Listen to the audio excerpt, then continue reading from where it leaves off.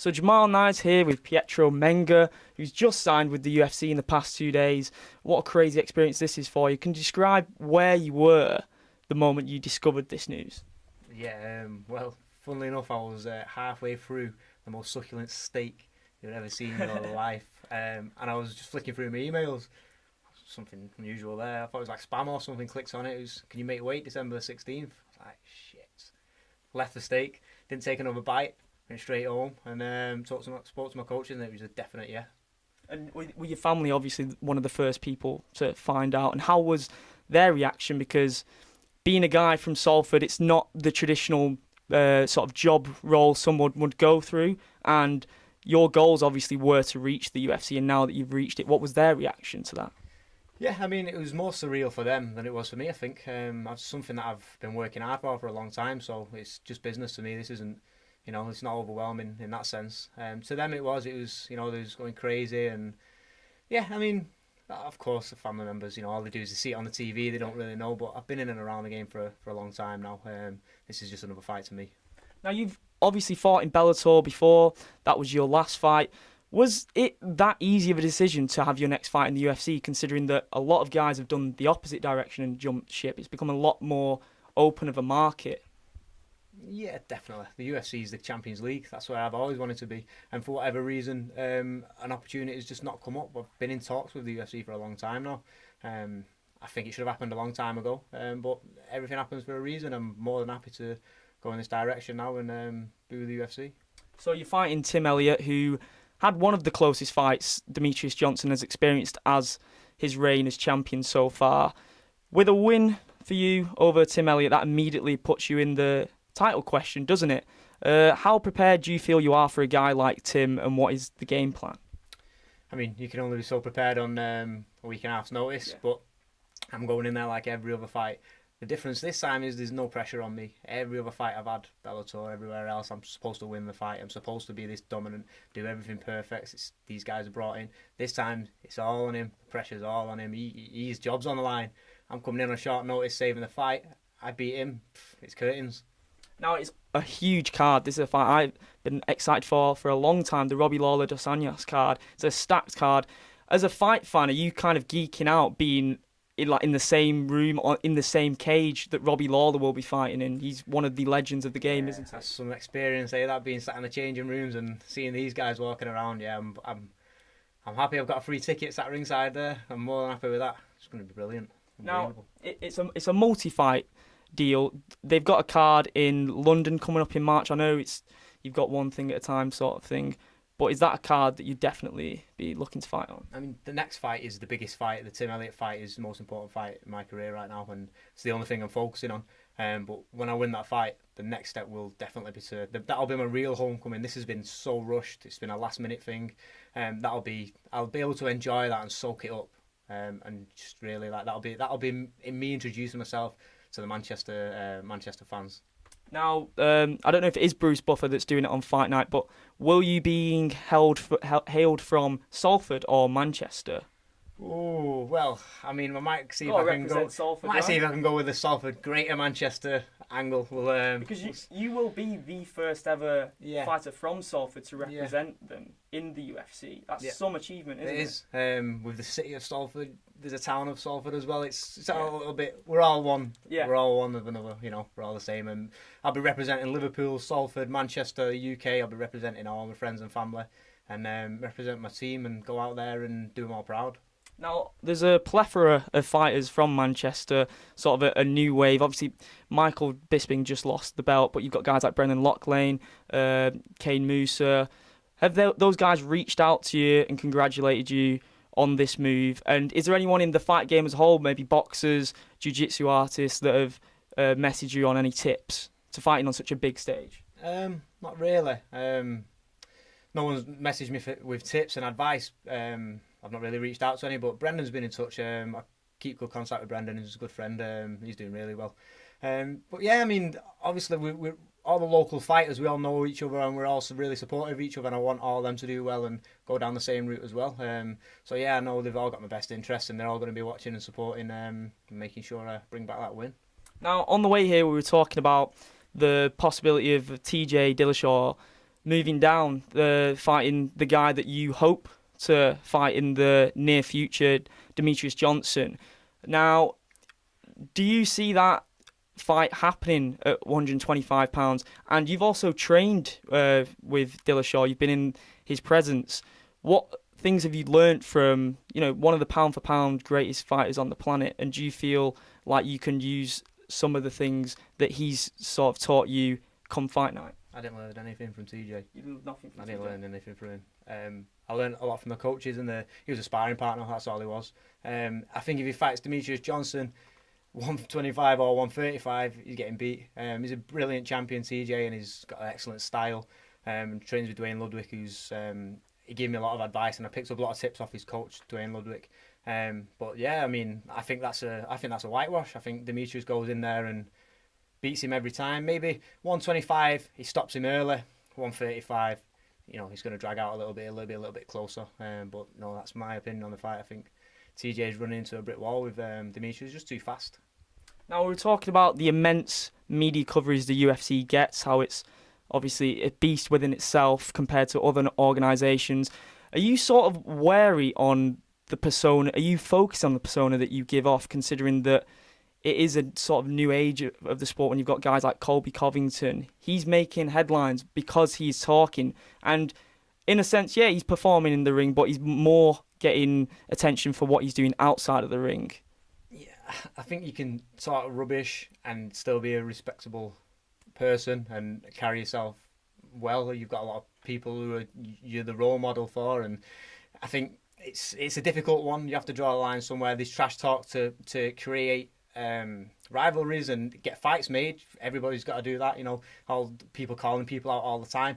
But then you've got to draw a line. So I personally, I'll keep my moral boundaries nice and high. I'm not going to be going out there talking rubbish and, I'm not going to disgrace myself or my friends, family, my team like that. I wouldn't like to go down that route personally. But as they say, all news is, good news is in the public eye all the time. Maybe He gets a pay rise. Maybe he gets knocked out off a doom. Who knows what's going to happen? But yeah, I've recently opened an MMA academy as well myself, and one thing that's inspired me massively to go down this route and just take a snap, just like, yeah, I'm taking this fight, is I have a really big junior program in place. It's only been running 12 months, but it's absolutely exploded. I've probably got about 45 juniors, 6 to 12-year-olds, and obviously I'm probably a big part in some of their lives now. And I look at them and think, well, this is a risk on a week's, 2 weeks' notice. I want to show them that you're not going to get anywhere in life unless you're taking risks and prepared to, put it out there, and big risk, big reward. So are you really embracing the idea of being a role model to these students of yours? Yeah, I mean, I feel in a weird kind of way, I feel like I've kind of been a bit of a captain or leader for quite a while. All the less experienced fighters around me, they'll come to me for advice, or people that join the gym and they want to just chat. I feel like I'm already a role model for a lot of people. The people in the gym probably see me as now the UFC fighter representing their team and their gym, and I know they hold that name with a lot of pride. So I'm not going to go out there and do anything to make that detriment that. I'm going to go out there and make them all proud. Okay, let's rewind back to your first memories of the sport. What was your fondest memory that made you fall in love with the sport of MMA, if there is one single one? And how did that decision come about to pursue that as a professional career? I mean, the first memory I had of MMA was watching the DVDs, coming in from training Thai boxing, and I walking through the lobby, and mum, uncle would be in the front room watching. I was like, I don't like that rolling around. I don't like grappling stuff. I'm strictly Thai boxing. That's kind of a threat to what I've been doing. And then slowly, just kind of things just started to fall into place. I started to go to a wrestling gym, started to do a little bit of submission grappling, and things just like kind of evolved within themselves. The moment I knew I was going to take it serious, I was already quite a few fights in as an amateur, and I sat down with my mum and I was like, look, I want to make a go of this and go full time, and this isn't just a joke, it's not just a hobby for me. I want to get to the UFC. Within a couple of years, that was my goal. How can I do it? And she was like, look, I'm going to help you, look after you, support you. And I just had like part-time jobs here and there so that I could train full time. And it was a horrible first couple of years, but I already feel like I'm in a position where I can now help without needing the UFC profile. I've already helped a lot of people along the way, which maybe I didn't always have that help other than couple of coaches and family members. So that's what I'm trying to do now. I'm trying to be a good role model and someone that they can come to, whether it's one of the kids in the gym or one of the fighters or whoever it is. Hopefully I can give a bit of advice or help in however I can. Was there anyone you looked up to as a role model growing up that you still sort of hold dearly to your development as a fighter? Yeah, I mean, one person who first person to hit me square in the face with an MMA glove was Paul Cahoon, and I was training with Paul Cahoon when I was like 16 years old, 17. He beat me up and down the mat, but he's taught me a lot of valuable lessons in life. That sometimes you've got to take that hard road. You've got to just suck it up and get on with it. And that man would fight anybody in a heartbeat. And yeah, he's somebody that from an early age I was like, wow, this guy is unbelievable. So yeah, I mean, he's people like Ramon Decker as well, Giorgio Petrosian, Marcelo Garcia, obviously legends in their own right. As I'm coming up, I've kind of done a little bit more of my homework than just going to training. I'd be sitting up studying them, taking areas of the game, trying to implement it. So yeah, there's a lot of people like that. It's too many to mention. I have a feeling that it's not yet sank in, that you're kind of in auto flight mode at this point because it's happened so quick. Is it one of those things where it's going to sink in that you are a UFC fighter as soon as your feet touch the canvas? Maybe. We'll see when we're under those bright lights. Maybe. At the minute, I'm taking it all in my stride, enjoying it, enjoying the process. And yeah, I mean, no, it is a big deal signing with the UFC. It's a massive opportunity and it's the biggest career break I've had. But I'm at a point in my career now where that's what I want, that's what I need. And I'm not going to let the nerves and stuff like that affect me. I'm going to take it all in my stride and I'm just going to enjoy it. And a happy fighter is a good fighter. And finally, was it an emotional moment for you, or was it something that you knew was going to happen eventually, and the fact that it's happened now is good, but it's not a surprise in terms of the skills that you possess as a fighter? It was sort of inevitable. Yeah, well, because I've been in and around a lot of UFC fighters, trained with Frankie Edgar, trained with Edson Barboza, Uriah Faber, Cody. I've been in and around a lot of training camps abroad, Brazil. I've put the miles in. I've been there. I've built my game, and I know I'm at a level where I can compete, and I'm better than the majority of these flyweights in the division.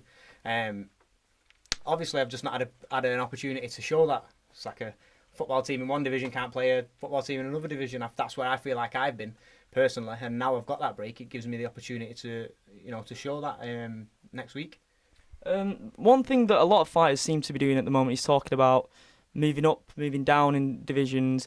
Would you possibly, I know it's very early in the UFC career, but is that something that you'd sort of want to look at? And is there anyone that you'd want to fight in a bigger weight class? It's quite a funny story behind this, actually.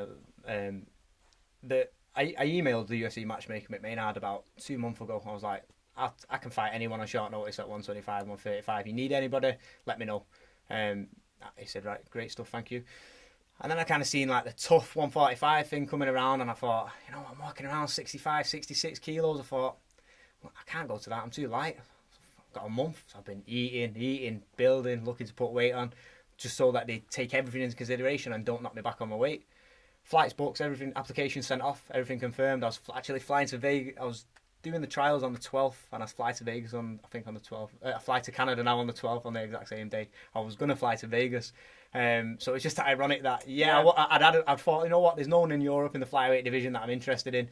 UFC guys, yes. 135 guys, even more so. I think my stylistically, is perfect for 135. But then I kind of thought, well, I'm going to inspire everybody around me, and I'm going to do something that's not been done, move up 2 weights, win the Ultimate Fighter. And as sod's law, I get an email saying we want you at 125. I've been waiting 2 years, and then so now it's like, look, you've got to do it. We're going in there to do it. Now they say that you have to beat the best to be the best, okay? Now, Demetrius Johnson, is a win over him a bigger moment in your career for the win in itself, for beating the pound for pound best fighter on earth, or is the title the crowning achievement? Which is bigger to you? I think they both come hand in hand. I mean, he's a legend in his own right. He's a ranked the pound for pound champion. It's a shame there isn't more charisma in the division. There isn't more challenges for him, and these guys that are trying to build up. He's not really getting that exposure that he should be getting. But then at the same time, winning the UFC title, regardless of who it is, that is the goal. And that's what I'm working towards. I think Tim Elliot gave him a brilliant fight. That, if anything, that just kind of brought a bit more interest to the division to see that he is beatable. And there is things in there that there is weaknesses in there. There's weaknesses in everybody's game, just like I think there's weaknesses in Elliot's game that I can expose. We're all here to beat the next man. That's the game. When I talk about timing, do you feel like your induction into the UFC is perfect timing for the flyweight division, considering that, like you've mentioned, Demetrius hasn't particularly had any great tests? Do you feel like you're the person to put the spotlight back on the division? Yeah, definitely. I'll stay in 125 and build that division up. I'll save the division. There's no problem with that. There isn't too many personalities. There isn't much going on in the division, so I'm going in there with a bang, jumping in with 2 feet next week, then straight onto UFC London, and I'll attract eyes to this division. There's no doubt about it. And me and Demetrius down the line will meet. I do think that the Tim Elliot fight is going to be a tough fight. I'm a realist. I might need a couple of fights to get to the point where I'm ready for Demetrius, but it's all part of the game. The strategy's there. I'll take this one, beat Tim. I think on a full camp's notice, Tim Elliot wouldn't get out the first round with me. No doubt about it. He won't make it outside the first round. It's going to be a little bit tougher. We're going to war. We're going to be technical.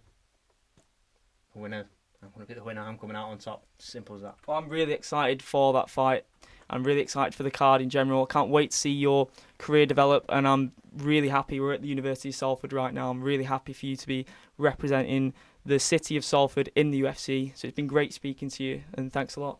Thank you. Cheers. Thank you.